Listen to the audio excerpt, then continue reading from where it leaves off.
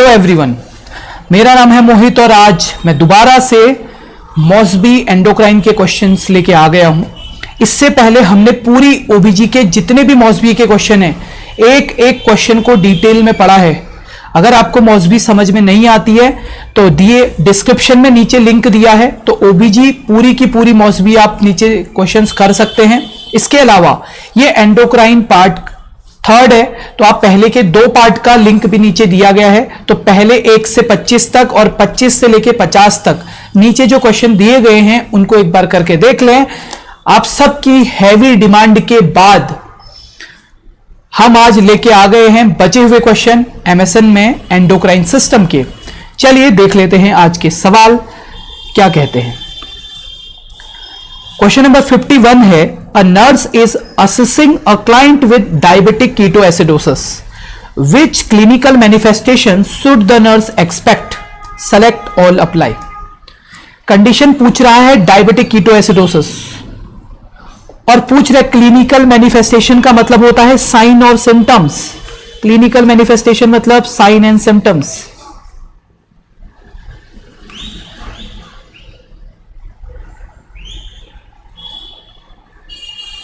हाँ जी, तो आपको साइन और सिम्टम्स बताने हैं और 1 से ज्यादा आंसर सही हो सकते हैं। चलिए अपने आंसर देने शुरू कीजिए। मैं 2 मिनट का 2 सेकंड का आपको पॉज दे रहा हूं। जल्दी से वीडियो को पॉज कीजिए और अपने कमेंट में आंसर लिखिए फटाफट। चलिए, तो आपने पॉज करके आंसर दे दिया होगा। अब देखते हैं आपके आंसर्स। सबसे पहले डायबिटिक कीटोएसिडोसिस की कहानी बताता हूं आपको। डायबिटिक कीटोएसिडोसिस, सर ये डायबिटिक कीटोएसिडोसिस क्या है? डायबिटीज मलाइटस में कंडीशन आती है एक ऐसी जिसमें आपकी बॉडी में कीटोन बॉडीज ज्यादा बनने लग जाते हैं। सर ये कीटोन बॉडीज क्यों बनते हैं? एक्चुअली डायबिटीज मलाइटस में ब्लड में तो ग्लूकोज का लेवल बढ़ जाता है, लेकिन सेल के अंदर ग्लूकोज का लेवल कम हो जाता है। और अगर लगातार सेल को ग्लूकोज कम दिया जाए तो सेल एनर्जी लेने के लिए कुछ तो करेगी। वो एनर्जी के लिए फैट को मेटाबोलाइज करना शुरू करती है, या मैं ये कह सकता हूं फैट को तोड़ना, ब्रेक डाउन करना स्टार्ट करती है। और अगर फैट का ब्रेक डाउन होता है तो वहां पे बनते हैं हमारे कीटोन बॉडी। ओके, तो सर इसके क्या क्या साइन एंड सिम्टम्स आ सकते हैं?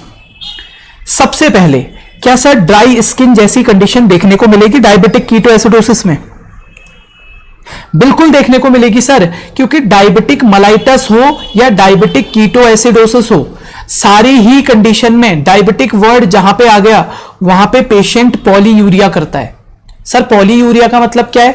पॉलीयूरिया का मतलब वो जो बहुत ज्यादा यूरिन पास आउट करता है, और बहुत ज्यादा जब यूरिन पास करेगा तो उसकी बॉडी में फ्लूइड की कमी होगी, और अगर फ्लूइड की कमी होगी तो क्या होगा? अगर फ्लूइड की कमी होगी तो स्किन उसके ड्राई हो जाएगी।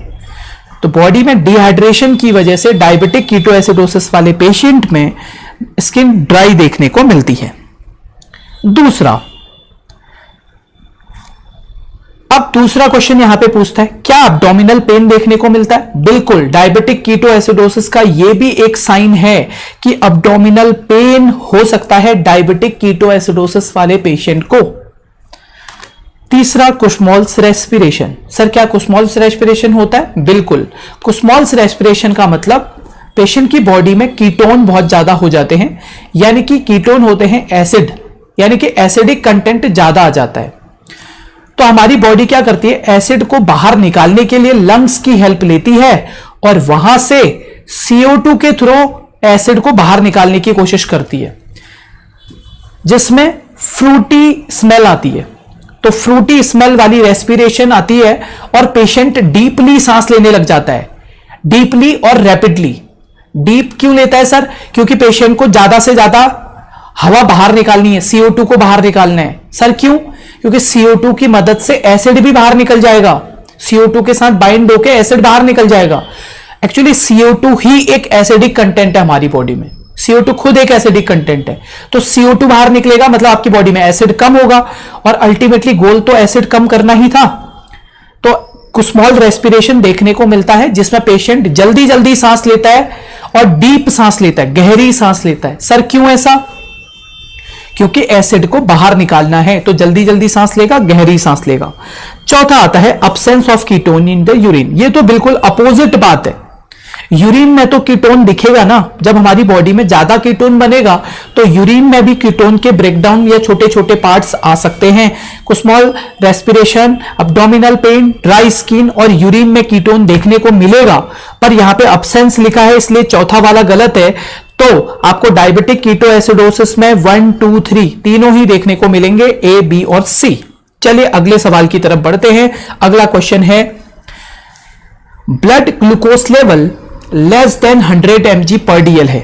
किसी पेशेंट का ब्लड ग्लूकोज लेवल कितना है?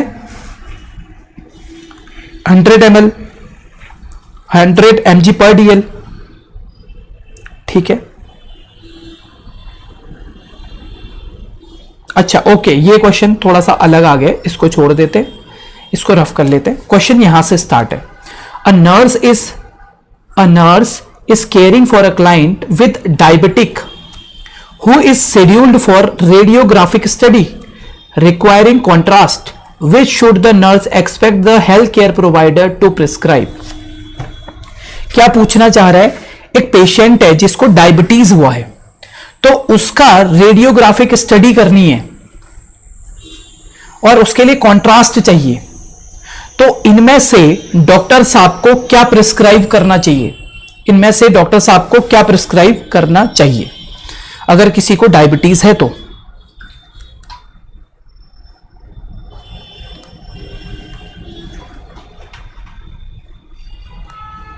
ओके, चलिए क्वेश्चन को देखते हैं। सबसे पहले देखते हैं hydration with the dextrose and water throughout the test. Hydration and dextrose देंगे। ओके सर, तो मुझे एक बात बताओ, हाइड्रेशन में हम वाटर तो चलो दे सकते हैं, पर डायबिटीज मेलाइटस वाला पेशेंट है, अगर उसको डेक्सट्रोज देंगे तो क्या और ज्यादा ग्लूकोज नहीं बढ़ जाएगा? पेशेंट का ग्लूकोज का लेवल क्या हो जाएगा? ज्यादा हो जाएगा। तो हम hydration with dextrose and water तो नहीं देंगे। हाँ, हाइड्रेशन विद सलाइन बोल सकते हैं हम उसको नॉर्मल सलाइन दे सकते हैं। तो डेक्सट्रोज के साथ कभी भी पानी नहीं देते, नॉर्मल सलाइन के साथ देते हैं, क्योंकि डेक्सट्रोज ग्लूकोज का लेवल बढ़ाता है। तो इसलिए यह आंसर तो नहीं होगा। अब अगला है forced diuretic with the mannitol after the test. Test के बाद फोर्स्ड मैनिटोल देंगे। तो पहली बात आपको बता दूं कि अगर आपको किडनी को बचाना है तो बिना मैनिटोल के आप केवल NSB देते हो, सलाइन भी देते हो, नॉर्मली चल जाता है काम। तो जरूरी नहीं है कि आप मैनिटोल प्रोवाइड करो टेस्ट के बाद। तो मैनिटोल जरूरी नहीं है। केवल पानी भी पिलाओगे ना पेशेंट को, या IV फ्लूइड भी दे दोगे ना, नॉर्मल सलाइन, उससे भी काम हो जाएगा। ठीक है। एक्चुअली सर हम पानी क्यों देते हैं? अरे हम कोई कॉन्ट्रास्ट मीडियम डाल रहे हैं, डाई डाल रहे हैं। तो डाई क्या होती है? कोई भी डाई जब रेडियोग्राफिक एग्जामिनेशन के लिए यूज की जाती है तो वो किडनी की रेटिनोपैथी करवाती है, और किडनी खराब हो गई तो दिक्कत आती है। तो हम क्या करते हैं, जब भी कोई टेस्ट करते हैं तो उसके बाद पेशेंट को बहुत ज्यादा फ्लूइड देने की जरूरत होती है, जिससे कि वो डाई किडनी साफ हो जाए। तो इसीलिए हमको यहां पे मैनिटोल देने की जरूरत नहीं है, डायूरेटिक देने की जरूरत नहीं है। केवल आप पानी दे दो, उससे ही किडनी साफ हो जाएगी। दूसरा ऑप्शन है कि sir renal friendly contrast medium for the test. हम पेशेंट को बोलेंगे रीनल फ्रेंडली वाले, जो किडनी को नुकसान नहीं पहुंचाते, वो वाला डाई यूज करो। तो ऐसी आज तक कोई डाई नहीं बनी है जो किडनी को नुकसान ना पहुंचाए। हर डाई, कोई भी कॉन्ट्रास्ट यूज किया जाता है, अभी तक ऐसी बनी नहीं है जो रीनल फ्रेंडली हो। आगे बनेगी तो डेफिनेटली बताएंगे, पर अभी तक कोई ऐसी डाई नहीं बनी है जो किडनी को नुकसान ना पहुंचाए, तो इसीलिए ऐसा पॉसिबल है ही नहीं। अगला आता है एसिटाइल सिस्टीन देंगे, जिसको एसिटाडोट के नाम से भी जानते हैं, टेस्ट से पहले। बिल्कुल सही आंसर है एसिटाइल सिस्टीन। एसिटाइल सिस्टीन एक एंटीऑक्सीडेंट है दोस्तों, एंटीऑक्सीडेंट। ये क्या करता है? जो भी ऑक्सीजन फ्री रेडिकल्स होते हैं ना, उनको साफ करता है, सफाया करता है उनका। मतलब ऐसी चीजें जो हमारे सेल्स को मार सकती हैं, उनको सफाया करवाता है या उनके एंटी काम करता है। तो जब भी आप कॉन्ट्रास्ट मीडियम दे रहे हो तो वो कॉन्ट्रास्ट मीडियम क्या करते हैं, किडनी की सेल को किल कर सकते हैं या डीजनरेट कर सकते हैं। तो इसीलिए हम एसिटाइल सिस्टीन को देते हैं। ये क्या करता है कि जो ऑक्सीजन फ्री रेडिकल्स हैं या जो किडनी पे नुकसान करने वाले रेडिकल्स हैं उनको कम करता है या उनका सफाया करता है। तो जब भी हम ऐसा करेंगे उससे पहले एसिटाइल सिस्टीन दे सकते हैं। सही आंसर है ऑप्शन नंबर ए। चलिए अगला क्वेश्चन पढ़िए जो है एक अ nurse is caring for a client with type 1 diabetes and the health care provider prescribe 1 tube of glucose gel. What is the primary reason for the administration of glucose gel to this client? बताइए जल्दी से। एक nurse caring for a client with type 1 diabetes and the health care provider prescribe 1 tube of glucose gel. What is the primary reason for administering glucose gel for the client? Type 1 diabetes का है और glucose की jail दे रहे हैं, ऐसा क्यों?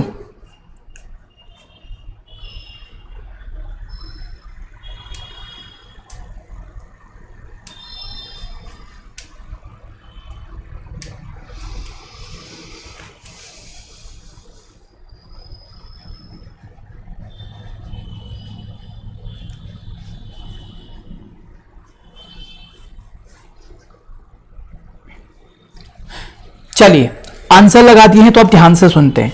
एक patient है, एक नर्स है जो टाइप 1 वाले डायबिटीज वाले पेशेंट की केयर कर रही है। तो डॉक्टर साहब ने, हेल्थ केयर प्रोवाइडर ने एक ट्यूब दी है ग्लूकोज जेल की। तो ऐसा कौन सा प्राइमरी रीजन है, primary reason for administration of glucose gel? हम ग्लूकोज जेल डॉक्टर साहब ने उसे क्यों दिया ये पूछना चाह रहा है पेशेंट। पहला है डायबिटिक एसिडोसिस। पेशेंट को डायबिटिक एसिडोसिस हो गया था, यानी कि उसके अंदर एसिड बन गया था। तो ग्लूकोज कभी भी नहीं देते हैं जब डायबिटिक कीटो एसिडोसिस हो या एसिडोसिस हो। क्लियर है? कभी भी नहीं देते हैं। दूसरा, हाइपर इंसुलिन सिक्रीशन। तो कभी भी ग्लूकोज जेल इंसुलिन को ज्यादा सीक्रेट करेगी ऐसा है ही नहीं। सर ऐसा क्यों? तो ग्लूकोज जेल की वजह से जब भी हम डायबिटीज मेलाइटस वाला पेशेंट होता है उसमें इंसुलिन हमेशा डिक्रीज ही होता है। तो आपके जेल से उसका इंसुलिन नहीं बढ़ेगा, ग्लूकोज देने से इंसुलिन थोड़ी ना बढ़ेगा। तो वैसे भी डायबिटीज में इंसुलिन कम ही होता है और आप ग्लूकोज दोगे तो उससे इंसुलिन बढ़ेगा, ऐसी कोई बात नहीं होती है। ग्लूकोज देने से डायबिटीज वाले पेशेंट में कभी भी इंसुलिन नहीं बढ़ता है। अगला आता है आइडियोसिनकैरेटिक रिएक्शन टू इंसुलिन, कि ये ग्लूकोज जेल देंगे हम, ये इंसुलिन के साथ रिएक्ट करेगा, जैसा चाहिए वैसा एक्शन करेगा। तो कभी भी ग्लूकोज जेल इंसुलिन के साथ रिएक्ट नहीं करता। तो सर क्या प्राइमरी रीजन होगा इसको देने का? एक्चुअली जब भी हम इंसुलिन देते हैं टाइप 1 वाले पेशेंट को हम इंसुलिन देते हैं, ये आपको पता है क्योंकि वो इंसुलिन पे डिपेंड है। तो हम ग्लूकोज जेल इसलिए देते हैं क्योंकि पेशेंट को इंसुलिन की कमी होती है। पर हम जब बाहर से इंसुलिन दे रहे होते हैं, टाइप 1 वाले पेशेंट को हम क्या करते हैं, बाहर से इंसुलिन देते हैं। तो इंसुलिन ज्यादा देने की वजह से ग्लूकोज का लेवल कम हो जाता है। तो डायबिटीज मेलाइटस वाले पेशेंट में ग्लूकोज का लेवल कम हो जाता है इंसुलिन ज्यादा देने की वजह से। तो हमें इसलिए ऐसे जेल्स देने पड़ते हैं पेशेंट को, जैसे कि ग्लूकोज जेल, वरना पेशेंट किस में चला जाएगा, हाइपोग्लाइसीमिया में चला जाएगा, हाइपोग्लाइसीमिया। तो सही आंसर कौन सा होगा? Option number C. चलिए अगला क्वेश्चन देखिए। A clients blood gases reflect diabetic ketoacidosis. एक क्लाइंट के ब्लड गैसेस रिफ्लेक्ट करते हैं डायबिटिक कीटोएसिडोसिस को। मतलब ब्लड चेक किया हमने, एबीजी चेक किया उसका, आर्टेरियल ब्लड गैस, उसमें हमको पता चला पेशेंट का पीएच कम है, एसिड हो रखा है उसको, उस पेशेंट का ग्लूकोज लेवल ज्यादा है, तो डायबिटिक कीटोएसिडोसिस हो रखा है। तो इन कौन सी वैल्यू से ऐसा पता चलता है, कौन सी वैल्यू इन में से पता चलेगा कि पेशेंट को डायबिटिक कीटोएसिडोसिस है? बताइए।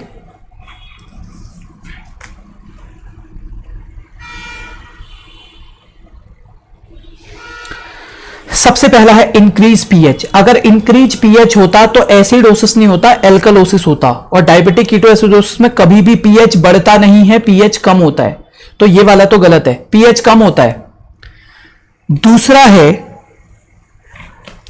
PO2, ऑक्सीजन का पार्शियल प्रेशर कम होगा। नहीं, ऐसा कभी भी नहीं देखा गया कि ऑक्सीजन कम होता है। डायबिटिक कीटोएसिडोसिस में यह कभी नहीं देखा गया कि ऑक्सीजन कम होता है। ठीक है, तो सर क्या PCO2 बढ़ता है? PCO2 बढ़ता है, इंक्रीज PCO2।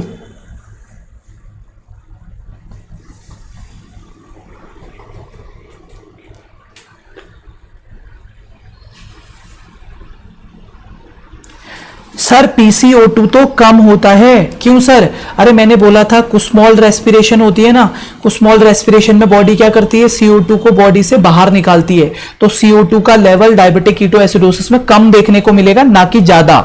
तो क्या होता है सर? होता है ये, अगर किसी को डायबिटिक कीटोएसिडोसिस है तो उस पेशेंट के अंदर हमें बाइकार्बोनेट का लेवल कम दिखता है। सर बाइकार्बोनेट का लेवल का मतलब, बाइकार्बोनेट एक एल्कलाइन वाला एजेंट है, तो एल्कलाइन कम होता है। ठीक है, और एल्कलाइन कम होता है और CO2 को बॉडी बाहर निकाल देती है। पीएच कम होता है, पीएच भी कम होता है। तो बाइकार्बोनेट होगा कम और पीएच भी होगा कम। तो सही आंसर वैसे इसका है डिक्रीज बाइकार्बोनेट, ऑप्शन नंबर 4। चलिए अगला सवाल देखते हैं। बड़ा सा क्वेश्चन आ गया है लेकिन आंसर बहुत सिंपल होगा। देखिए, a nurse is caring for a client newly diagnosed with type 1 diabetes. Diabetes का कोई टाइप 1 का पेशेंट है। Health care provider tries to regulate this client insulin regimen. वो रेगुलेट करने की कोशिश कर रहा है डॉक्टर साहब, किस चीज को? इंसुलिन रेजिमेन को। The client experience episodes of hypoglycaemia. Client को हाइपोग्लाइसीमिया के एपिसोड आ रहे हैं एंड हाइपरग्लाइसीमिया। कभी हाइपोग्लाइसीमिया हो रहा है, कभी हाइपरग्लाइसीमिया हो रहे हैं। And 15 gram of simple sugar is prescribe. तो डॉक्टर साहब ने बोला है जब भी हाइपोग्लाइसीमिया हो इसको 15 ग्राम आप ग्लूकोज दे देना, जिससे कि हाइपोग्लाइसीमिया से तो ना मरे।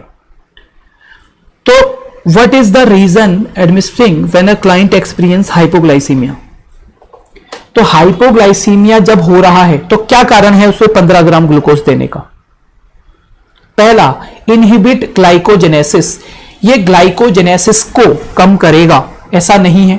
कभी भी 15 ग्राम ग्लूकोज देने से ग्लाइकोजेनेसिस कम होगी, ऐसा नहीं है।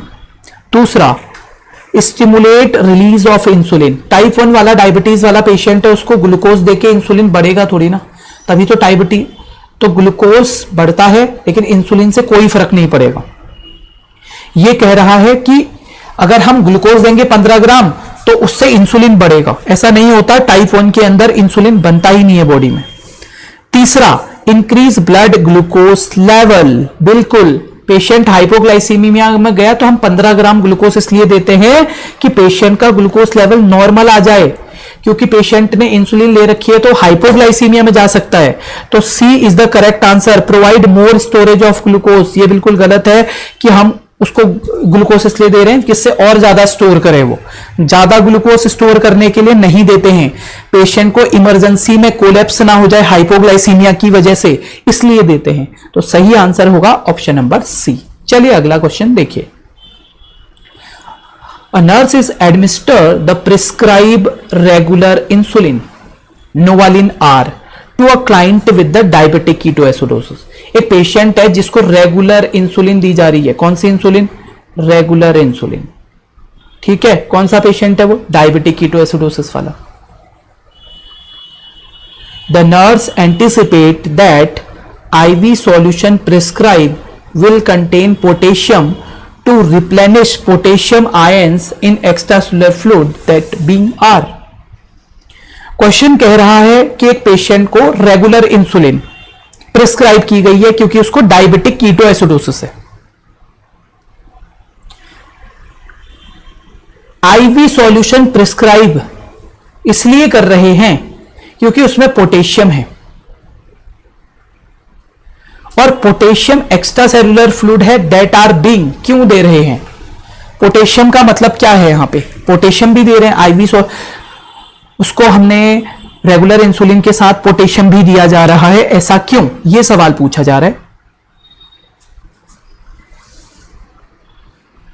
चलिए फिर आंसर देख लेते हैं। Rapidly loss from body copious diaphoresis present during coma. कह रहा है पोटेशियम बॉडी से बहुत ज्यादा डायाफोरेसिस यानी कि स्वेटिंग के थ्रू बाहर निकल जाएगा, बहुत ज्यादा बॉडी से बाहर निकल जाएगा रैपिडली, इसीलिए हम पोटेशियम दे रहे हैं आईवी सॉल्यूशन में। गलत, यह आंसर नहीं होता है। Carried with the glucose to the kidney to excreted in the urine in increase amount. Carried with glucose, glucose के साथ कैरी करता है किडनी की तरफ और यूरिन के थ्रू बाहर आ जाता है। मतलब ये कह रहा है कि पोटेशियम ग्लूकोज के साथ किडनी में आ जाता है और वहां से यूरिन के थ्रू बाहर आ जाता है, तो बाहर आ जाएगा तो पोटेशियम कम हो जाएगा, पर ऐसा कभी भी नहीं है। सर तो क्या है, पोटेशियम हमेशा एक्स्ट्रा सेलुलर से इंट्रासेलुलर कंपार्टमेंट की तरफ जाता है, ना कि यूरिन की तरफ। तो पोटेशियम एक्स्ट्रा सेलुलर से इंट्रासेलुलर की तरफ जाता है, ना कि ब्लड के थ्रू वो बाहर आ जाएगा, यूरिन किडनी में जाएगा, किडनी के थ्रू बाहर आ जाएगा। ऐसा नहीं है कि वो यूरिन के थ्रू बाहर आ जाता है, इसलिए पोटेशियम दे रहे हैं। ठीक है, अब देखो तीसरा, आपको तीसरा आंसर लग रहा है तो तीसरा सुनो। Quickly used up during rapid series of catabolic reaction. Quickly used up during the rapid series of catabolic reaction stimulated by insulin and glucose, stimulated by insulin and glucose, quickly used up during rapid series of catabolic reaction.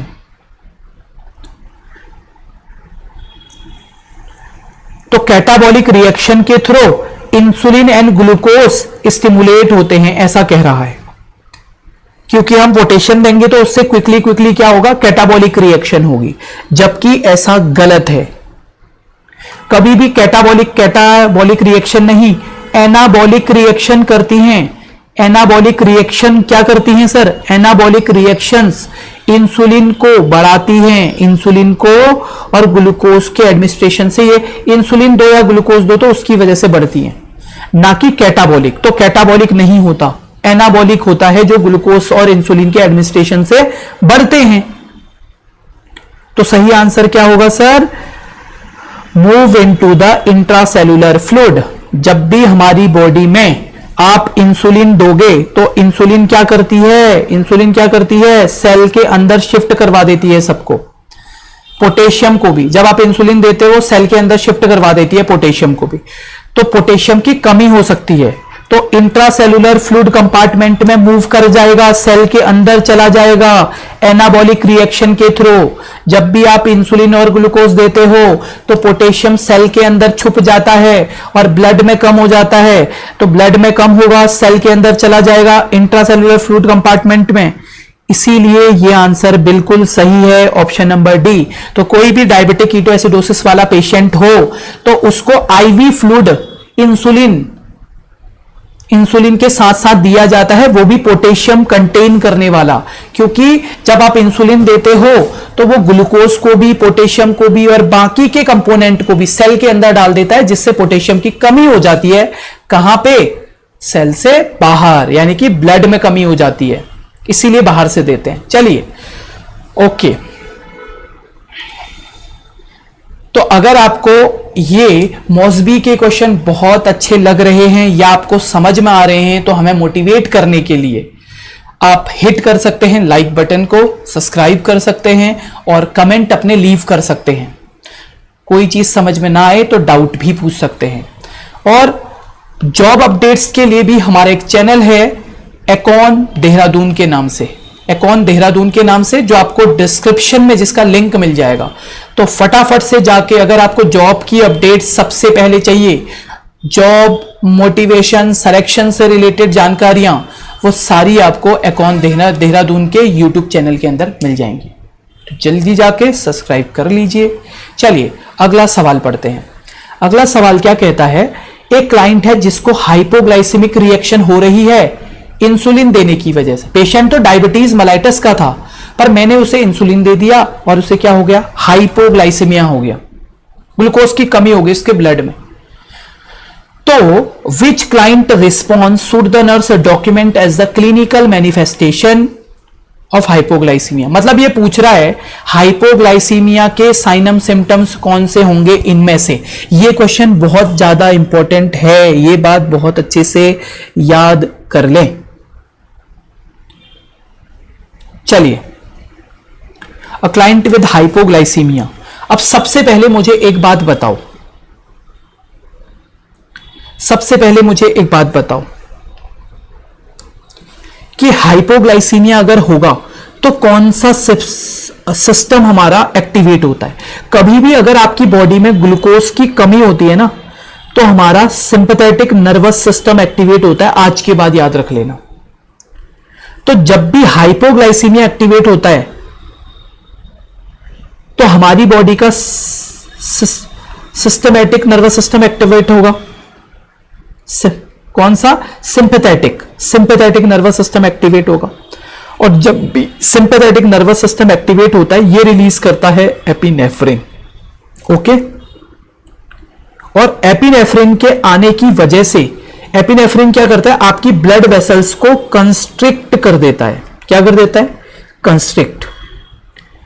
तो सबसे पहले बात तो ये बात याद रखें, और जब भी कंस्ट्रिक्ट हो जाएंगी ना हमारी ब्लड वेसल, तो इसका मतलब है ब्लड सप्लाई कम हो जाएगी।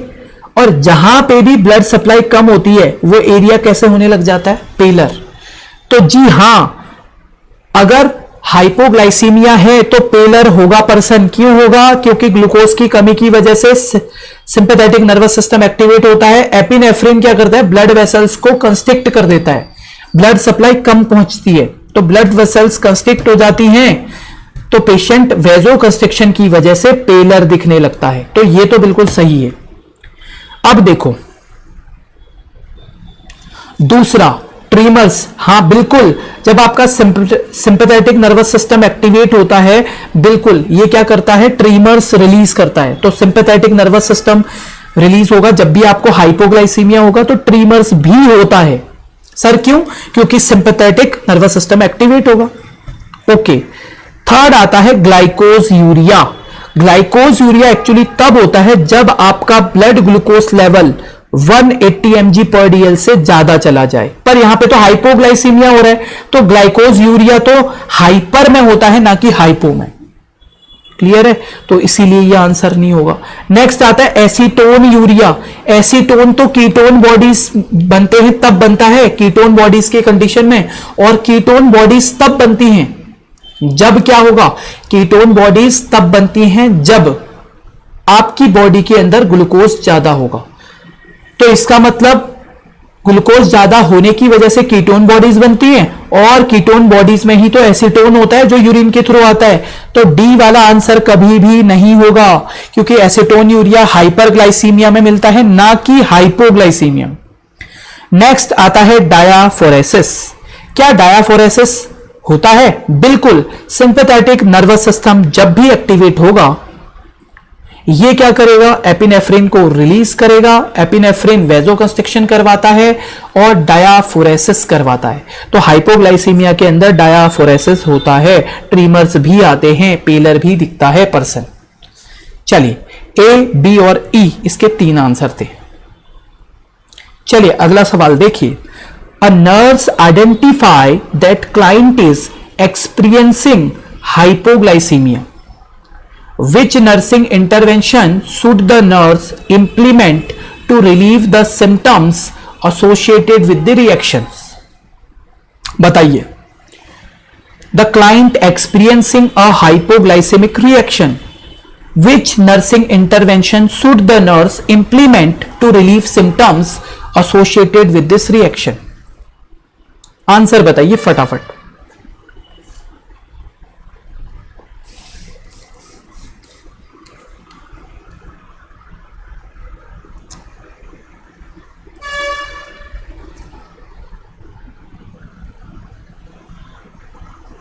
चलिए, सबसे पहला लिखा है giving 4 ounces of fruit juice. दूसरा 5% डेक्सट्रोज सॉल्यूशन IV। तीसरा, with holding subsequent dose of insulin, providing snacks of चीज एंड ड्राई क्रैकर्स। पहले क्वेश्चन क्या कह रहा है ये समझते हैं। एक नर्स को लगा कि पेशेंट को हाइपोग्लाइसीमिया, एक पेशेंट हाइपोग्लाइसीमिया वाला मिल गया आपको, ग्लूकोज का लेवल कम है।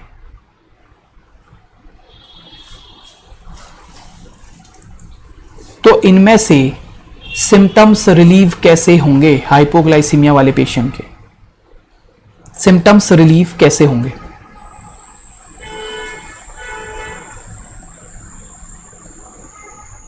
मतलब क्या चीज देंगे हम हाइपोग्लाइसीमिया वाले पेशेंट में? इन चार ऑप्शंस में से हमें क्या देना चाहिए?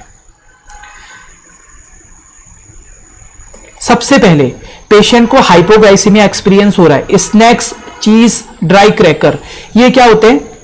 इनके बारे में खास बात है, ये कॉम्प्लेक्स कार्बोहाइड्रेट होते हैं और कॉम्प्लेक्स कार्बोहाइड्रेट और प्रोटीन को टूटने में, ब्रेक डाउन होने में काफी ज्यादा लॉन्ग टाइम लगता है, लॉन्ग टाइम।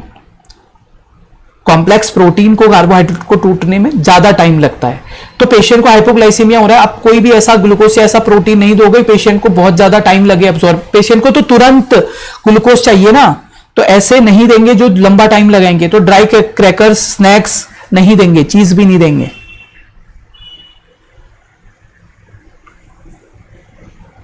दूसरा, विद होल्डिंग द इंसुलिन। अब पेशेंट को हाइपोग्लाइसीमिया हो गया है,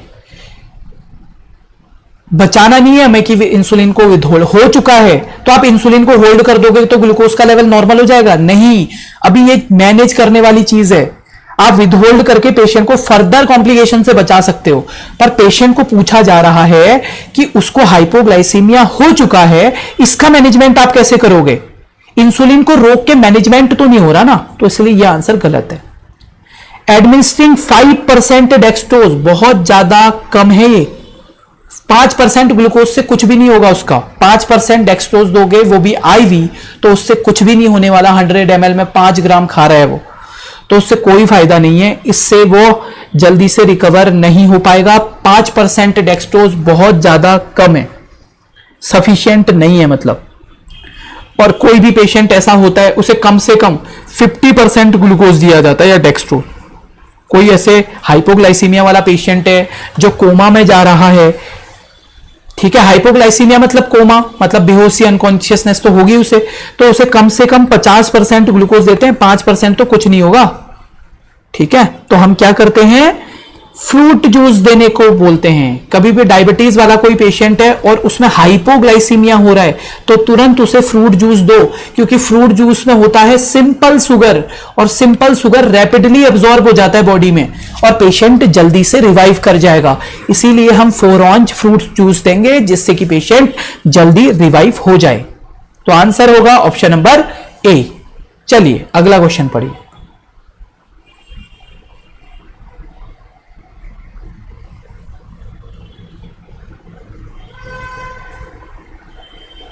चलिए अगला क्वेश्चन पढ़िए।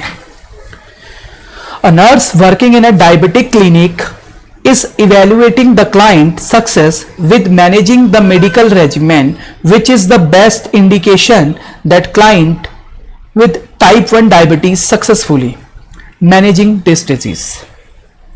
A nurse working in a diabetes clinic is evaluating a client's success with managing the medical regimen, which is best indication that client with type 1 diabetes successfully managing this disease.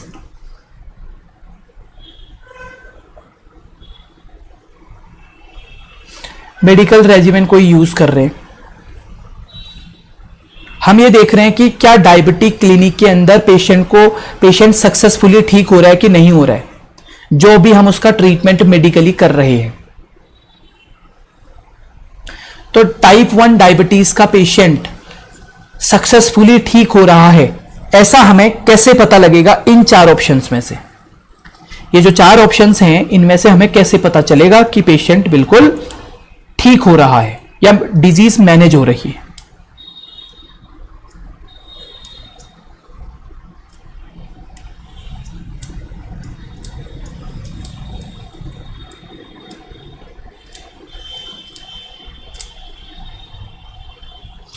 सबसे पहला देखिए option number first, reduction of access body weight. अगर किसी patient का body weight बहुत जल्दी जल्दी कम हो रहा है, बहुत ज्यादा कम हो रहा है, तो क्या इसका मतलब यह है कि टाइप 1 सही हो रहा है? क्या इसका मतलब यह है? नहीं। जब आप वेट लॉस ज्यादातर तब देखने को मिलता है जब इंसुलिन की भारी कमी हो जाती है, ठीक है?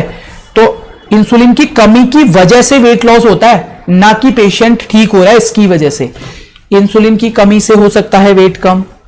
अब देखो, adherence to the prescription for insulin, patient insulin पे डिपेंड हो चुका है, तो क्या यह चीज ये बता रही है पेशेंट अगर इंसुलिन पे डिपेंड हो गया तो पेशेंट ठीक हो रहा है? नहीं भैया। तो इंसुलिन का प्रिस्क्रिप्शन कभी भी पूरी तरीके से पेशेंट को ठीक नहीं करता, तो पेशेंट इससे पूरी तरीके से ठीक नहीं हो सकता। इंसुलिन अकेले इस बीमारी को कंट्रोल नहीं कर सकती है, ज्यादातर इसमें डाइट एक्सरसाइज का रोल रहता है, तो इंसुलिन से चीज ठीक नहीं होती। Demonstrated knowledge of the disease, जब पेशेंट आपको नॉलेज बताने लगे तो पेशेंट ठीक हो रहा है। क्या पेशेंट ने आपको पूरी डायबिटीज मेलाइटस पे हेल्थ टॉक दे दी तो आप ये कहोगे कि पेशेंट की बीमारी बिल्कुल ठीक कंडीशन में आ रही है या इससे बीमारी ठीक हो जाएगी?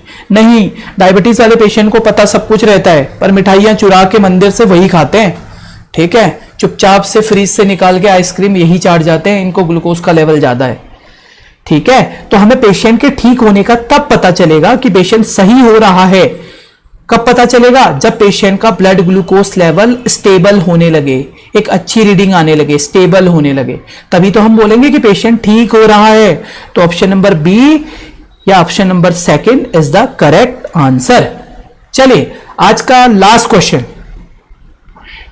चलिए, a client with type 1 diabetes mellitus has finger stick glucose level 258 mg bed time, a prescription for sliding scale regular insulin exists, what should the nurse do? Finger stick से ग्लूकोज का लेवल चेक किया एक client का bed time पे, तो 258 आया, ठीक है? तो अब ये पूछना चाह रहा है कि पेशेंट को अ प्रिस्क्रिप्शन फॉर, उसको रेगुलर इंसुलिन भी प्रिस्क्राइब कर रखा है, तो क्या करना चाहिए?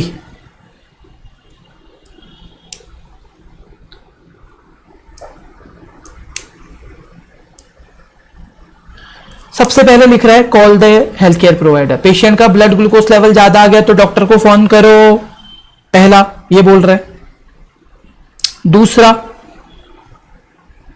Encourage the intake of fluid, हम पेशेंट को फ्लूइड इनटेक करने के लिए बोलेंगे, बिल्कुल बोलेंगे, पर ग्लूकोज लेवल हमारे हाथ से बहुत ज्यादा निकल चुका है, तो इस कंडीशन में आप ना डॉक्टर को तुरंत डॉक्टर को फोन करके होगा क्या? पहली बात तो ये, जब डॉक्टर ने इंसुलिन, रेगुलर इंसुलिन प्रिस्क्राइब कर रखी है तो डॉक्टर को फोन क्यों करोगे? पहले आप इंसुलिन को प्रिस्क्राइब करोगे ना, जो डॉक्टर ने दे रखी है कि ग्लूकोज बढ़े तो इंसुलिन लगा देना, लगा दो इंसुलिन।